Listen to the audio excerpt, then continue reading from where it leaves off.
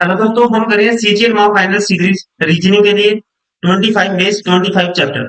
इससे पहले 12 chapter cover किए थे। ये है चैप्टर नंबर 13, अर्थमेटिकल प्रॉब्लम्स।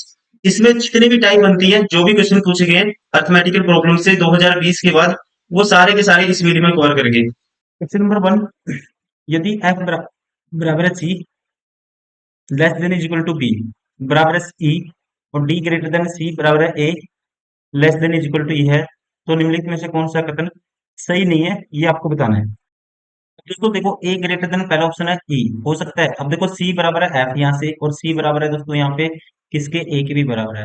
ठीक है, सी ए के भी बराबर है, तो बराबर है, लेकिन ए है ना जो, क्या है दोस्तों, less than is equal to E है, ना कि ग्रेटर देन। तो पहला ही ऑप्शन क्या हो गया, गलत हो गया। यही बताना कौन सा सही नहीं है। राइट आंसर होगा ऑप्शन फर्स्ट। अब देखो, ए लेस देन बी होगा, क्योंकि यहाँ रख दो, सी की जगह दोस्तों ए रख सकते हैं, लेस देन बी होगा, ये ठीक है। ए बराबर एफ होगा, क्योंकि सी की जगह ए रख सकते हैं, एफ के बराबर भी होगा। ई ग्रेटर देन दोस्तों डी होगा, लेकिन इसमें देखोगे ये दोस्तों, ये सिंबल अपोजिट दिया हुआ है, ठीक है, ये गलत है यहाँ पे। ये ऐसे सी की तरफ आएगा। अब डी से बड़ा सी है दोस्तों, और इससे बड़ा ये है, तो ई क्या होगा, डी से भी बड़ा होगा, ये भी ठीक है। इंग्लिश में देखो, ये वाला ये एरर है यहाँ पे। ए तो डायरेक्ट ही दिख रहा था पहले वाला, तो ए से तो बड़ा ही है ये, ठीक है।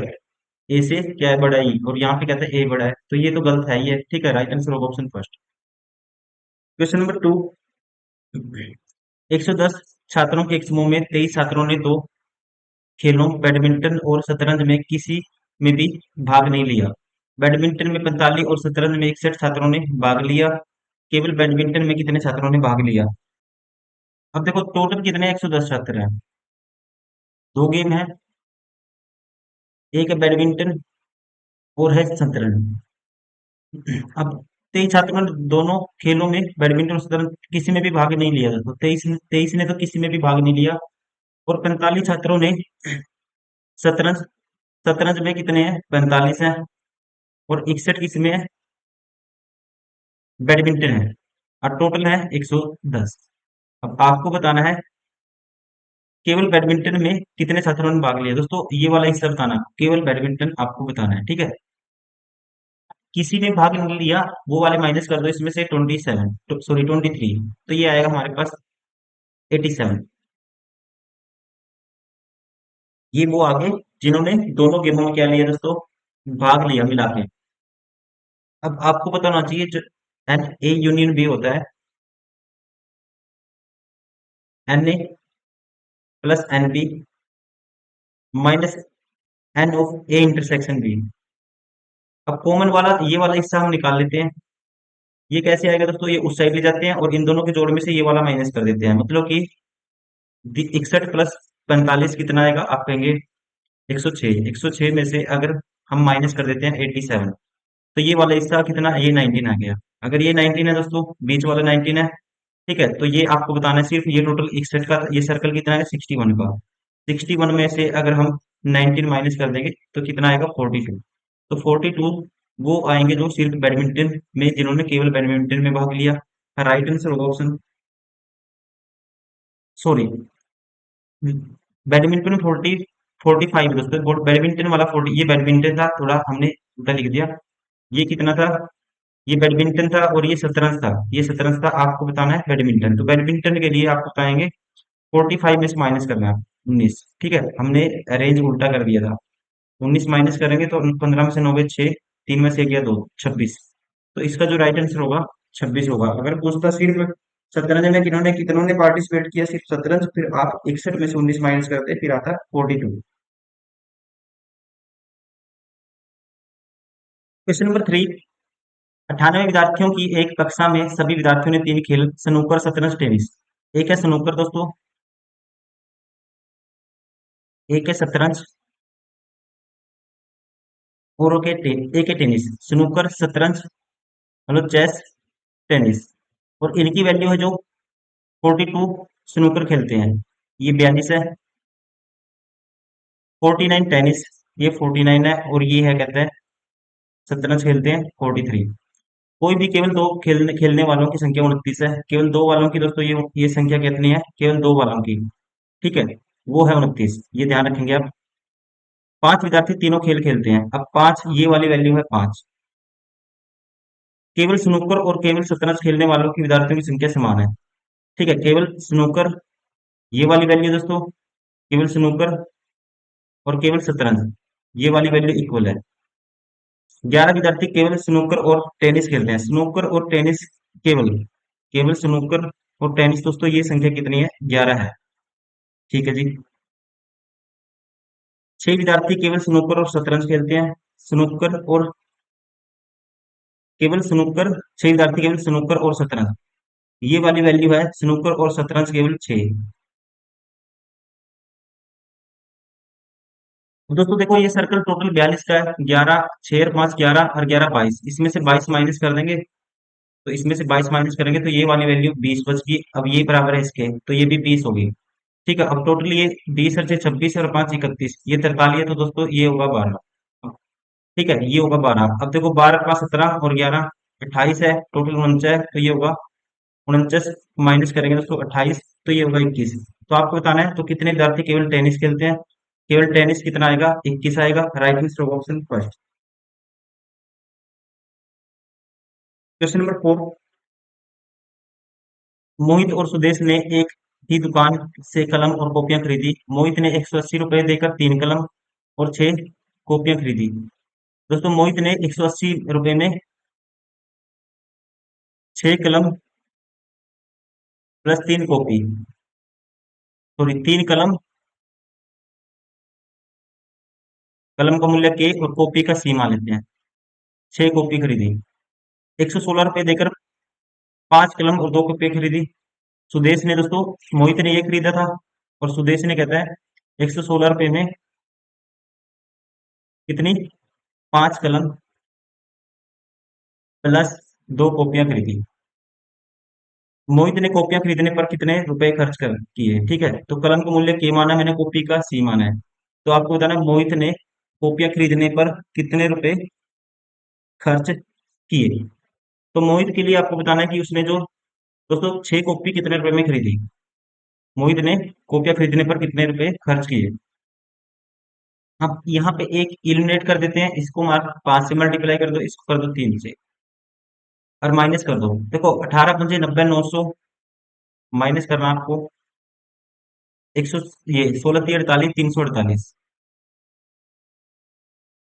और इसमें से 5 में 15 के माइनस के 15 के जीरो, 6 पंजा, ये होगा 6 पंजा 30, माइनस होगा दोस्तों 3 दूनी 6 24, सी के बराबर।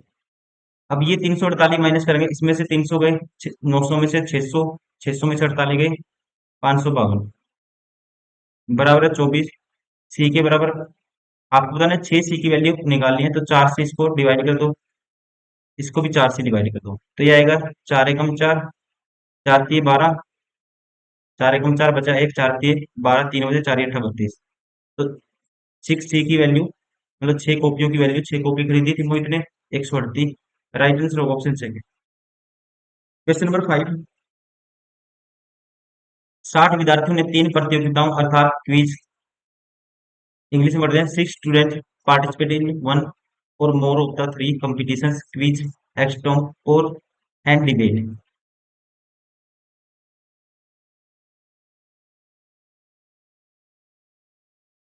ठीक है, एक है क्विज, एक है एक्सटेम्पोर और एक है debate. A total 22 students participated in either quiz or only in extempore only। मतलब कि ये दोनों वैल्यू, ये वाली वैल्यू और ये सिर्फ ये वैल्यू किस, ये दोस्तों बराबर किसकी है? अगर इसको आप मान लेते हो ए और इसको मान लेते हो, इसको कुछ भी मान लो, उसका नाम दे देता हूँ मैं ए, इसको दे देता हूँ दोस्तों सी। ठीक है, इसको बी दे दूंगा। पहले आप लिख लो ए प्लस सी किसके बराबर है? 22 के बराबर है, बस आपको याद रखना है। हम इसको ऐसे ही करेंगे। 4 विद्यार्थियों ने सभी तीनों प्रतियोगिता में भाग लिया दोस्तों, 4 सभी में कॉमन है, ये 4 है। 14 विद्यार्थियों ने केवल कोई भी 2 प्रतियोगिता में भाग लिया। 14 ने दोस्तों केवल कोई भी 2 में भाग लिया, कितने में? 14 में, सॉरी 14 ने। तो मतलब ये वाली वैल्यू प्लस ये वाली वैल्यू, ये वाली वैल्यू, ये क्या है? 14 है। तो आपको बताना है कितने विद्यार्थियों ने केवल वाद विवाद में भाग लिया। डिबेट में कितने ने? ये वाली वैल्यू आपको बतानी है, ठीक है। सिर्फ ये हमें निकालना है। अब टोटल आपको पता है 60 है, देखो कैसे निकालेंगे, टोटल पता है 60 है। अब दोस्तों ये वाला ये टोटल ये सारे सर्कल इतने हैं, इसमें से ये वाला सिर्फ ये वाला और सिर्फ ये वाला और सिर्फ ये वाला, इन तीनों की वैल्यू कितनी है? 14 है। एक तो ये 14, और इन दोनों की ये वाला सर्कल इतना और ये वाला सर्कल इतना, ये है 22। और ये वाला भी माइनस कर देते हैं 4, तो क्या आ जाएगा दोस्तों? सिर्फ ये आ जाएगा। ठीक है, तो ये आएगा 22 और 4 26 और 14 40 माइनस करोगे ये आएगा 20। राइट आंसर होगा ऑप्शन थर्ड।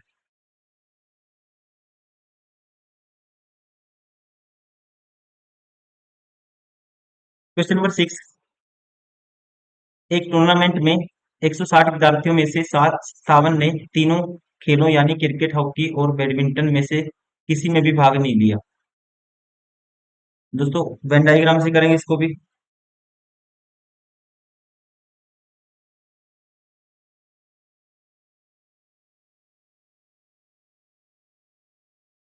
अब टोटल कितना है? टोटल 160, ये आपको ध्यान रखना है। और इनमें से 57 ने तीनों में से किसी में भी भाग नहीं लिया, ठीक है। 57 ने किसी में भी भाग नहीं लिया।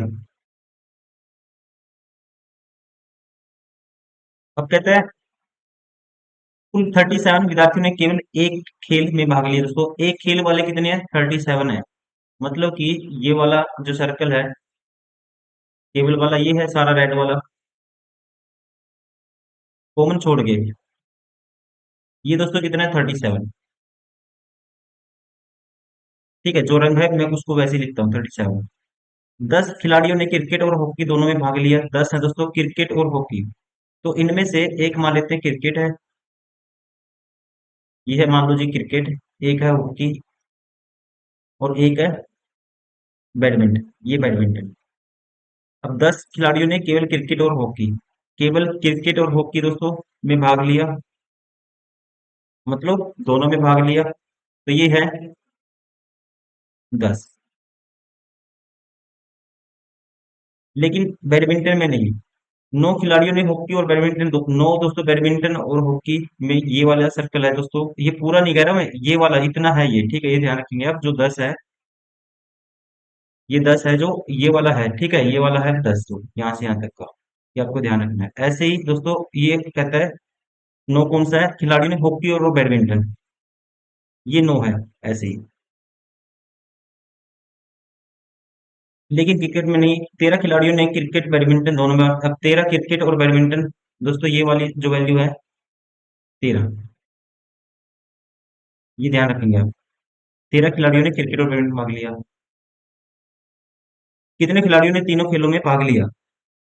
और स्टार्टिंग में कहता है 57 में किसी ने में भी भाग नहीं लिया। 57 मतलब 57 लोगों ने किसी भी खेल में भाग नहीं लिया।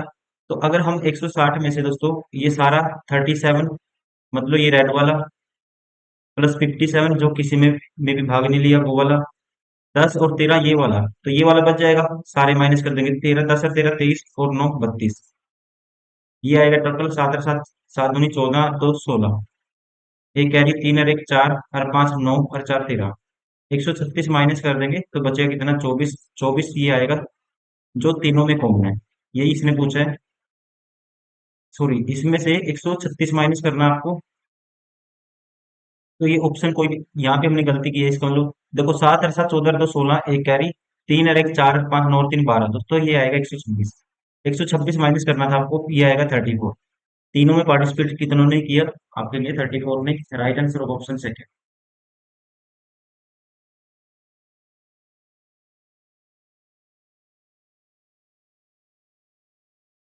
Question number 7। एक पुस्तक जिसका क्रय मूल्य 40 रुपए है 25% लाभ पर बेची जाती है, यदि पुस्तक क्रय मूल्य में 10% की वृद्धि की जाती है तो लाभ प्रतिशत समान ही रहता है। तो समान पुस्तक का नया विक्रय मूल्य क्या कीजिए? देखो एक पुस्तक क्रय मूल्य तो 40 रुपए है, 25% लाभ पे इसकी फ्रैक्शन होती है 1/4। अगर सीपी है ये मान लो 40, एसपी कितना है दोस्तों? 25 है 1/4, इसका 10 लाभ कमाएगा, 50 में बेचेगा। यदि पुस्तक क्रय मूल्य में 10% की वृद्धि होती है, 10% दोस्तों मतलब क्रय मूल्य कितना हो गया? 44 हो गया। लाभ प्रतिशत समान रहता है तो पुस्तक का नया विक्रय मूल्य ज्ञात कीजिए। अब लाभ प्रतिशत यहाँ पे क्या है, 25% है, तो 44 का 25% का लाभ कमाएगा, मतलब इसका 5/4 में बेचेगा। और ये किसके बराबर है, कहता है यदि लाभ प्रतिशत दोस्तों समान रहता है तो आपको बताना है पुस्तक का नया विक्रय मूल्य है। तो ये आएगा 4 से काटेंगे 11, 11 5 55। Right answer of option first क्या आएगा, 55।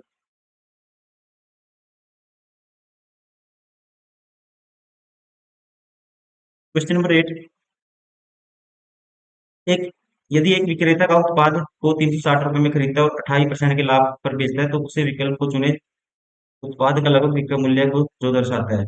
ठीक है, तो इसका दोस्तों 28% निकालोगे आप, 360 में 360 का 28% निकालोगे। अगर 360 का हम निकालते हैं, इसका निकालते हैं हम दोस्तों 360 का, अगर हम निकालते हैं इसका 28%, तो ये आएगा 360 गुना 28/100। जीरो से जीरो कैंसिल। ठीक है, अब यहाँ पे 28 की गुना करनी है इससे, तो इसका डबल कर देते हैं, 72 आएगा। इसका आधा कर दो, 14 आएगा, बटे में 10 तो है ही है। अब 72 का डबल करोगे 144 आएगा। इसका आधा कर दो, 7 आएगा, बटे में 10 है ही है।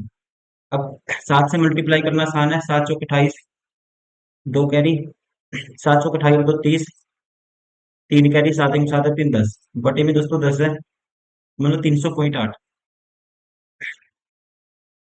दोबारा से देख लेते हैं, 7 चौक 28, 2 कैरी, 7 चौक 28 दो 30, 3 कैरी, 7 एक 7 3 10। दोस्तों ये आएगा 1008 डिवाइडेड 100.8। इसमें 100.8 जोड़ोगे तो ये आएगा 460.8, मतलब 461 के पास है। ये राइट आंसर ऑप्शन सेकंड।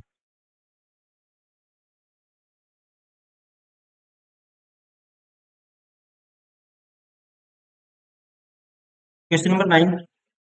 1003 रुपए की राशि को ए, बी और सी में इस रेशियो के अनुपात में बांटा जाना है, तो बी को ए से कितने रुपए अधिक मिले। ठीक है, अब देखो 25 और दोस्तों 23, 48 और 11, आप कहेंगे कितना होगा, 48 और 11 59। 59 यूनिट की वैल्यू 1003, तो 1 यूनिट की वैल्यू ये आएगी। बताने कितने की है आपको, बी को ए से, तो बी को दोस्तों ए से कितना मिला एक्स्ट्रा, 12, तो 12 यूनिट की वैल्यू आपको बतानी है। अब जो भी आंसर होगा, देखो ये 59 तो इसको काट ही देगा, ये अभाज्य संख्या है। ठीक है, इसको काटेगा ही काटेगा, ऑप्शन ऐसे दिए हुए हैं। जो भी ऑप्शन होगा 12 का मल्टीपल होगा। अब ये दोस्तों 12 से भाग नहीं होगा, ये नहीं होगा, ये नहीं होगा, एक ही ऑप्शन है। राइट आंसर होगा ऑप्शन फर्स्ट। Question number 10। 5 वर्ष पहले तरुण और सौरभ की आयु का अनुपात 4:1 था दोस्तों। 5 वर्ष पहले कौन है, तरुण और सौरभ। ठीक है जी, 5 वर्ष बाद उनकी आयु का अनुपात क्या है दोस्तों, ये 2:1 है 5 वर्ष बाद। सौरभ की वर्तमान आयु ज्ञात कीजिए। अब देखो आपको क्या करना है, ऐसे क्वेश्चन में जो गैप है वो सेम करना है। यहाँ पे 1 का गैप है दोस्तों, इस इक्वेशन को 1 से मल्टीप्लाई करो। यहाँ पे गैप कितने का, 3 का है, इसको 3 से मल्टीप्लाई करो। तो ये जो नया रेशियो होगा इसका आएगा, ये आएगा 6:3, और ये 4:1 ही है। ठीक है, अब यहाँ से यहाँ तक गैप देखो, 2 का गैप है, यहाँ भी 2 का गैप है, 2 का गैप है, और ये 5 पहले से 5 वर्ष पहले और 5 वर्ष बाद 10 का गैप है, तो 2 यूनिट की वैल्यू 10 वर्ष है। तो 1 यूनिट की वैल्यू क्या है दोस्तों, 5 वर्ष। 1 यूनिट की वैल्यू 5 वर्ष है। अब यहाँ से निकालो या यहाँ से निकालो, आप बताना सौरभ की वर्तमान आयु। अब यहाँ से दोस्तों 5 वर्ष है, 5 वर्ष बाद कितनी, 10 वर्ष होगी प्रेजेंट। राइट आंसर ऑप्शन से। Question number 11। एक बस में कुल 60 छात्र यात्रा कर रहे हैं, उसमें से लड़के और लड़कियों की संख्या का अनुपात 2:1 है। ठीक है जी, तो इसमें 60 में से दोस्तों बॉयज और गर्ल कितने होंगे, 3 यूनिट की वैल्यू 60, तो 1 यूनिट की वैल्यू क्या आएगी, 20 आएगी। तो बॉयज होंगे 40, 20 तो नहीं, और ये होंगी लड़की होंगी 20। अगले बस स्टॉप पर 15 लड़के उतर जाते हैं दोस्तों। अब 15 लड़के उतर गए, 5 लड़कियां बस में चढ़ जाती हैं, 5 लड़कियां चढ़ गई, तो बॉयज कितने हो गए दोस्तों, अब यहाँ पे 25, और लड़कियां कितनी होगी 25। और उसके अगले बस पर स्टॉप पर 5 लड़के चढ़े, तो फिर 5 चढ़े तो लड़के होंगे 30, और 10 लड़कियां उतरी दोस्तों, तो लड़कियां होंगी 15।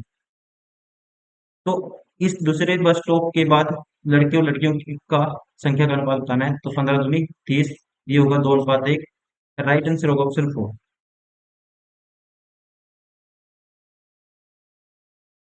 Question number 12। अंकित, संजय, रोशन नामक 3 क्रिकेटरों की विभिन्न स्रोतों की मासिक आय 20 है। उनका ब्याज दोस्तों 20 है।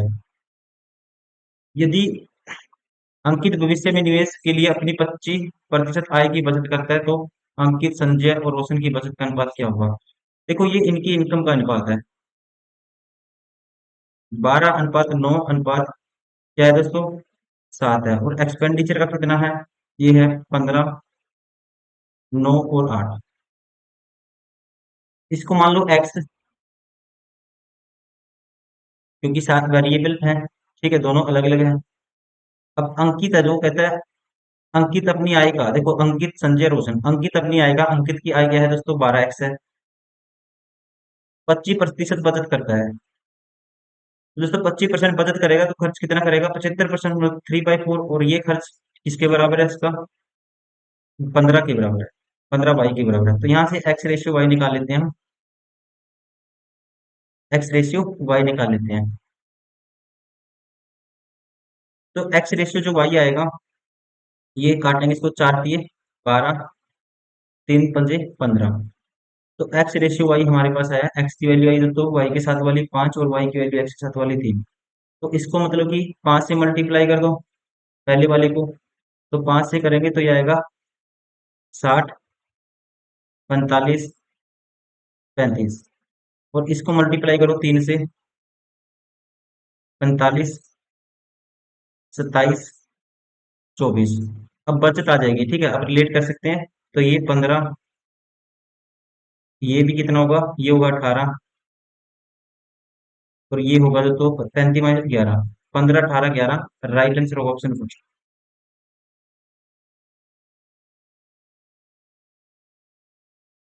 Question number 13। एक दिन एक बस में 90 विद्यार्थी यात्रा कर रहे थे, जिसमें से लड़के और लड़कियों की संख्या का अनुपात 2:1 था। दोस्तों टोटल 90 थे। बॉयज एंड गर्ल्स कितने होंगे फिर? 3 यूनिट की वैल्यू 90, तो एक की कितनी आएगी? तो आप कहेंगे 30। तो बॉयज होंगे 60, लड़कियां होंगे 30। अगले दिन विद्यार्थियों की संख्या पूर्ववत थी, लेकिन लड़कों और लड़कियों की संख्या का अनुपात दोस्तों क्या था? 3:2 था। अगले दिन कहता है, यहाँ पे देखो, next day the number of the student remain the same, but अनुपात क्या था? ये था। अब मतलब कि टोटल अभी भी कितने हैं? 90 है। 5 यूनिट की वैल्यू दोस्तों कितना है? 90। तो 1 यूनिट की वैल्यू कितनी आएगी? 18। ये होगा फिर 18 दिए 54 लड़के, और गर्ल कितनी है? 18 दूनी 36। दोनों दिनों बस में यात्रा करने वाले लड़कों की संख्या में कितना अंतर था? अब पहले दोस्तों लड़के कितने यात्रा करते थे? 60। आज कितने कर रहे हैं? 54। तो अंतर कितने का आएगा? तो आप कहेंगे 6 का। राइट आंसर होगा ऑप्शन 4। Question number 14। एक वर्गाकार पार्क की भुजा 12 मीटर है। दोस्तों पार्क की जो भुजा है कितनी है? 12 मीटर है। ये पार्क है मान लो, वर्गाकार पार्क है। और इसकी भुजा है जी, ये वाली वैल्यू है दोस्तों, ये लेंथ ये है कितनी? 12। यदि पार्क के चारों ओर 24 मीटर भुजा वाला वर्गाकार बगीचा लगाया जाता है, चारों ओर दोस्तों 24 मीटर इसके पार्क है ये। ठीक है, अब पार्क का कहता है ये, पार्क की भुजा कितनी है? 12 मीटर है दोस्तों। ये पार्क की भुजा, सॉरी एक सेकेंड, ये वाली भुजा थी ये 12। ठीक है, ये वाली यहाँ से यहाँ तक कितनी है? ये 12 है। सारी भुजा 12 होंगी क्योंकि वर्गाकार है। अब 24 मीटर भुजा वाला एक वर्गाकार बगीचा लगाया जाता है, इसके चारों 24 मीटर भुजा वाला। तो ये तो दोस्तों कितनी है? 12 वाली लेंथ है 24। तो बगीचे सहित पार्क का कुल क्षेत्रफल कितना होगा? अब कुल एरिया दोस्तों बगीचे सहित ये भी लेना है, सारा एरिया कितना होगा? 24 × 24, 576 होगा। ठीक है, वर्ग का जो स्क्वायर होता है, सॉरी भुजा का जो स्क्वायर होता है किसके बराबर होता है? एरिया, एरिया स्क्वायर के बराबर किसके बराबर होता है दोस्तों? जो कह सकते हैं भुजा का स्क्वायर किसके बराबर होता है? वर्ग का एरिया। Question number 15।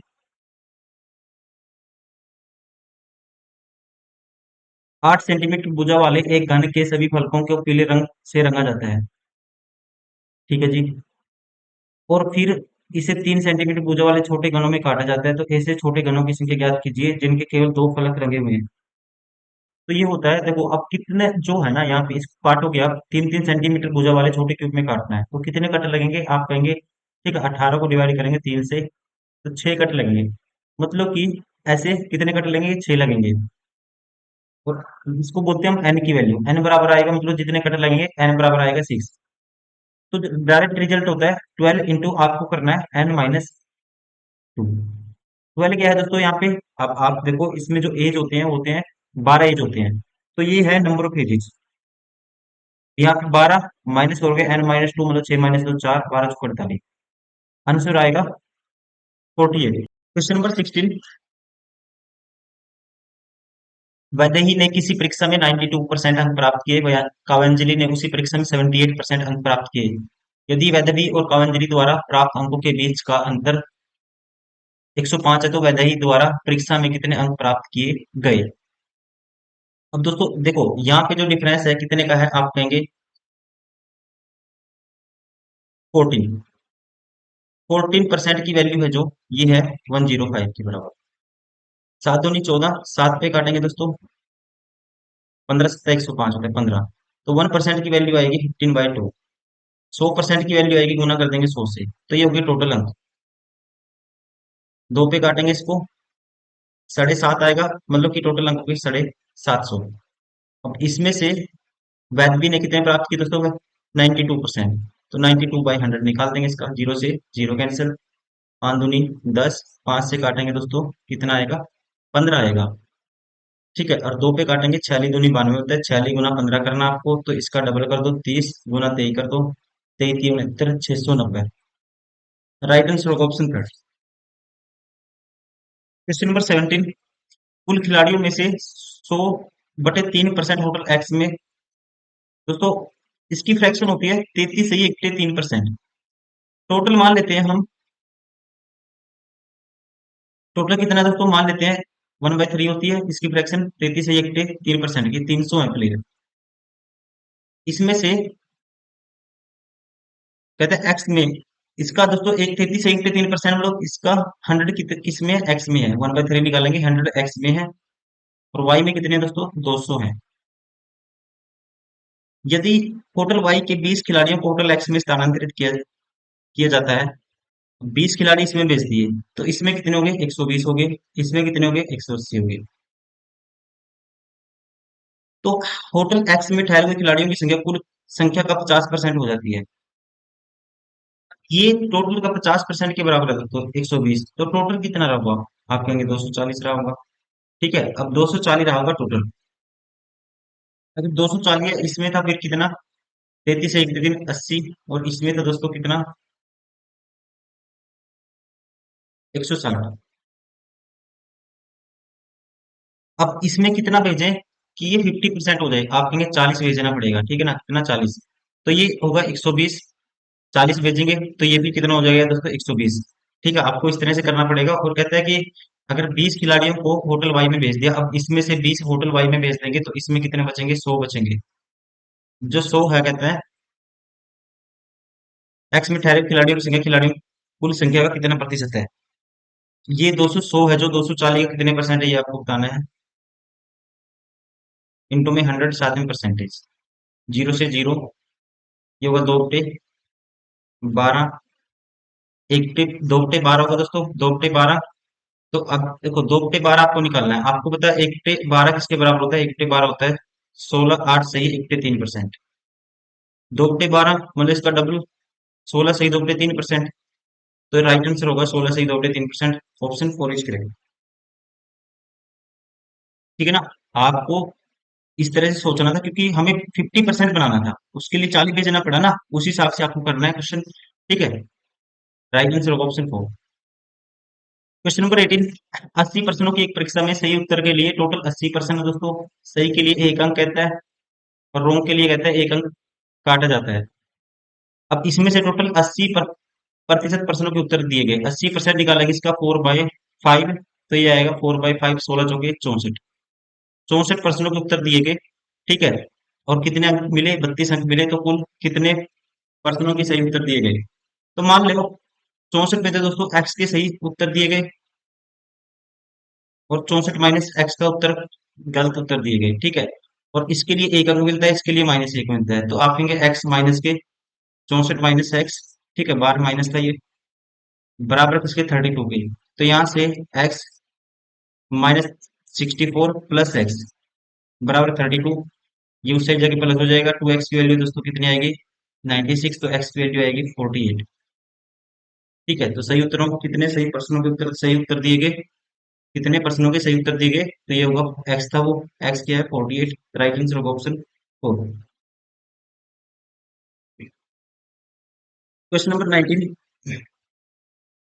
एक संख्या और उसके व्युत्क्रम का योग 17/4 तो संख्या ज्ञात करें। संख्या ज्ञात करें दोस्तों, देखो मान लो कोई संख्याएं ज्ञात करें। एक 4 है दोस्तों और इसके व्युत्क्रम का योग 4 का उल्टा 4 होगा, 1/4 होगा, इसका योग 17/4 जो कि 16 17/4 बनता है, सेटिस्फाई हो गया, राइट आंसर होगा ऑप्शन पर। ठीक है, ऐसे क्वेश्चन को आपको ऑप्शन से ही चेक कर लेना है, ध्यान रखिए।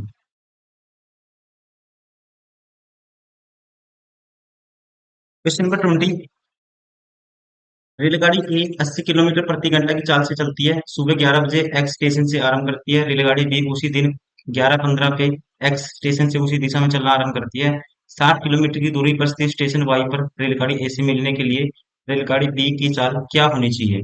देखो दोस्तों, आप कैसे करेंगे प्रैक्टिकल, देखो इस चीज को, ये निकलती है एक्स स्टेशन से ए, ये मान लो ये ट्रेन इसकी स्पीड है 80 किलोमीटर प्रति घंटा, ठीक है ना, और ये डिस्टेंस कितनी है, ये है 60 किलोमीटर, ये है मान लो वाई पॉइंट, इस पे पकड़ना है ट्रेन बी के द्वारा, और बी की स्पीड क्या होनी चाहिए ये आपको बताना है।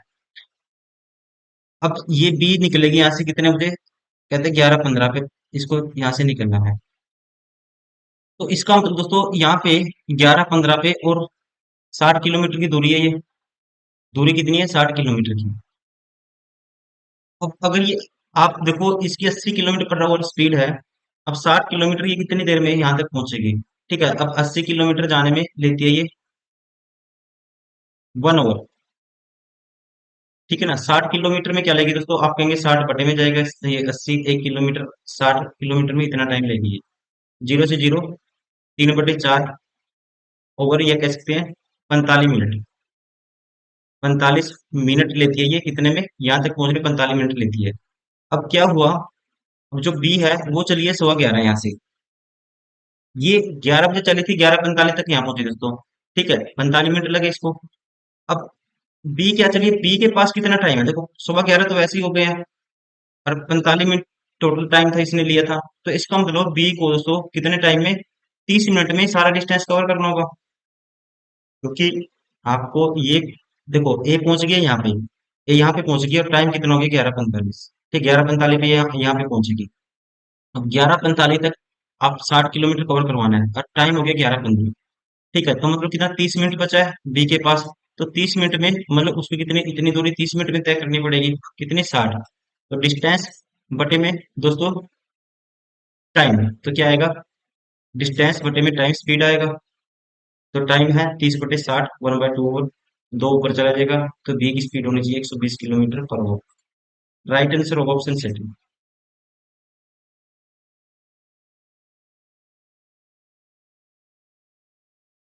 क्वेश्चन नंबर 21, किसी परीक्षा में 7 व्यक्तियों A B C D E F G ने अलग अलग अंक 100 में से प्राप्त किए, जी ने सबसे कम अंक प्राप्त किए। जी ने दोस्तों देखो 7 विद्यार्थी हैं, 1 2 3 4 5 6 7, कितने विद्यार्थी हैं, 7 हैं। जी ने सबसे कम अंक प्राप्त किए दोस्तों, जी है ये सबसे नीचे, बी ने दूसरे उच्चतम अंक प्राप्त किए, बी है यहाँ पे, प्राप्त किए जो 80 थे, और ये इसके अंक कितने हैं 80, ठीक है जी। ए ने 72 अंक प्राप्त किए दोस्तों, ए ने 72, ए बी के नीचे ही आएगा कहीं, ठीक है जी, बस लिख लो एक बार, ए ने 72 अंक प्राप्त किए। ई ने एफ से अधिक लेकिन सी से कम अंक प्राप्त किए दोस्तों, ठीक है, ई ने एफ से तो अधिक लेकिन सी से कम अंक प्राप्त किए। सी द्वारा प्राप्त अंक 11 के गुणज और 70 से कम थे। तो सी द्वारा दोस्तों जो प्राप्त अंक है 11 के, तो गुणज होना चाहिए और 70 का क्या होना चाहिए, कम थे। अब इसका मतलब देखो 11 गुणज, 11 70 से कम लेना है, 11 गुणज लेना है। तो यहाँ से आप कह सकते हो सी के द्वारा 11 66 होता है, 11 पंजे 55 होता है। तो सी द्वारा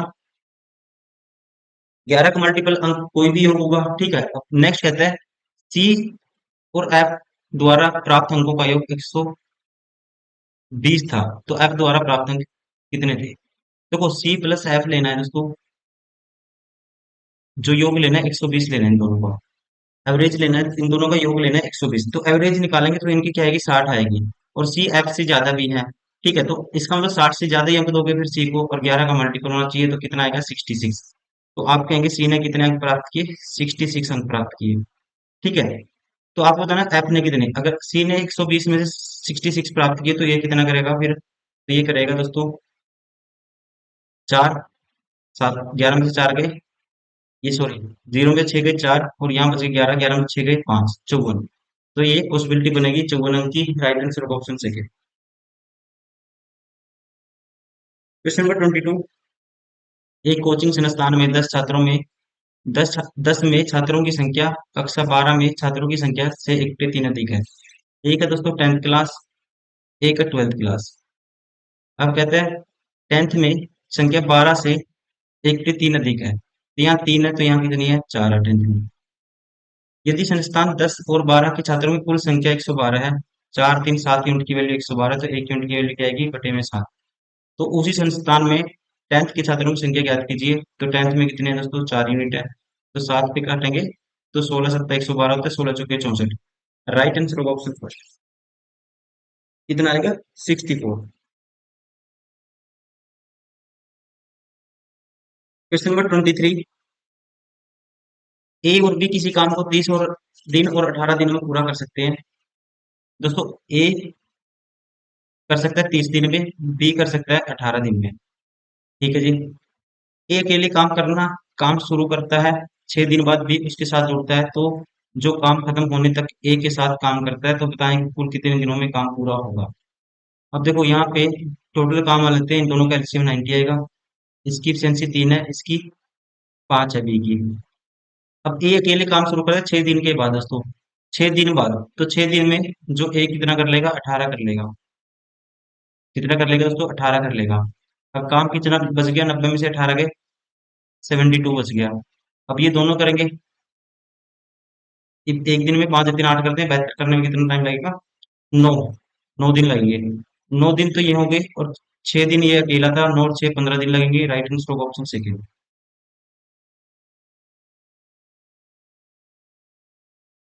क्वेश्चन नंबर 24, 7 व्यक्तियों एफ जी एच के एल एम एन में प्रत्येक की आयु भिन्न है, केवल दो व्यक्ति एम से बड़े हैं। 7 व्यक्ति हैं दोस्तों, 1 2 3 4 5 6 7, केवल 2 व्यक्ति किससे बड़े हैं, एम से 2 व्यक्ति बड़े हैं, तो एम तो आएगा तीसरे नंबर पे ऊपर से। बताना क्या है आपको, एल की संभाव्य आयु हो सकती है, एल की आयु बतानी है क्या हो सकती है। केवल 2 व्यक्ति एम से बड़े हैं, केवल 2 व्यक्ति के से छोटे हैं दोस्तों, केवल 2 व्यक्ति के से छोटे हैं, ठीक है जी। के की आयु 10 का गुणज है, के की आयु दोस्तों क्या है, 10 का गुणज है, 10 का कोई भी मल्टीपल है, ठीक है। 10th मल्टीपल है के की आयु, ये ध्यान रखिए। सबसे छोटा 12 वर्ष का है, सबसे छोटा दोस्तों क्या है, 12 वर्ष का, ठीक है। एफ सबसे बड़ा है, एफ है जी सबसे बड़ा, ये भी ठीक है। एन एल से बड़ा है, एन है दोस्तों किससे बड़ा, एल से बड़ा। देखो 2 बंदे लगातार चाहिए आप, एन किससे बड़ा है, एल से बड़ा है, ठीक है। देखो ये दो लगातार दोस्तों नहीं हो सकते, एन एल, एन एल से बड़ा है, एफ सबसे बड़ा, एन एल से बड़ा है, ठीक है। तो अगर आप यहाँ एल यहाँ भी ले सकते हो, एन यहाँ हो सकता है, ठीक है। तो आप याद ध्यान रखेंगे एन है जो एल से बड़ा है, लेकिन एच से छोटा है एन, एच से जी छोटा है एन, एल सबसे छोटा नहीं है, लेकिन एल है जो कहता है एल सबसे छोटा नहीं है, एल यहाँ नहीं हो सकता दोस्तों। तो एल इसका मतलब यहाँ होगा एल यहाँ होगा एल की आयु दोस्तों 12 वर्ष तो नहीं हो सकती, एक पता लग गया हमें 12 वर्ष तो एल की आयु नहीं हो सकती। यहाँ एल नहीं है, ठीक है, सबसे छोटा एल नहीं है। सबसे छोटे और दूसरे सबसे बड़े व्यक्ति की आयु का योग 42 है। देखो, सबसे छोटे और दूसरे सबसे बड़े आयु का योग दोस्तों 42 है, सबसे छोटे और दूसरे सबसे बड़े। तो यहाँ पे इस ये दोनों का योग दोस्तों, सबसे छोटा ये 12 और ये, तो इसकी आयु कितनी आएगी? 30 आएगी। कितनी आएगी? 30 आएगी। तो एल की संभावना आयु कितनी है? एक पोजीशन तो आपको पता लगी, एल की पोजीशन तो फिक्स होगी, एल आएगा यहाँ, क्योंकि इससे दो ऊपर हो रहे हैं दोस्तों, ठीक है, दो ऊपर हो रहे हैं, तो एल इसका मतलब एल के लिए पोजीशन यही बनेगी फिर, क्योंकि यहाँ एच आ जाएगा। अब एच तो बड़ा था एन से, तो यहाँ एन आ जाएगा दोस्तों, तो यहाँ हो गया एन। अब जो एल है, एल क्या है दोस्तों, अब एक चीज ध्यान रखना है, ये 30 है, ये आयु कितनी है यहाँ पे, एच की आयु कितनी है? 30 है, और एल है 10 का मल्टीपल। अब के दोस्तों 10th का मल्टीपल, सॉरी, ये के है 10th का मल्टीपल है के। अब के की वैल्यू 10 तो नहीं ले सकते आप, क्योंकि 10 तो इससे नीचे तो फिर 12 वाला ही बड़ा हो जाएगा। तो के की वैल्यू एक ही पॉसिबल है, तो के की वैल्यू आपको क्या लेनी पड़ेगी? 20 लेनी पड़ेगी। अगर 20 लेंगे दोस्तों, तो जो एल की वैल्यू होगी क्या होगी? 20 से छोटी होगी और 12 से बड़ी होगी। ठीक है, तो ये ऑप्शन भी बार हो गया, ये ऑप्शन भी बार हो गया। तो बचा कौन सा? Right answer option first.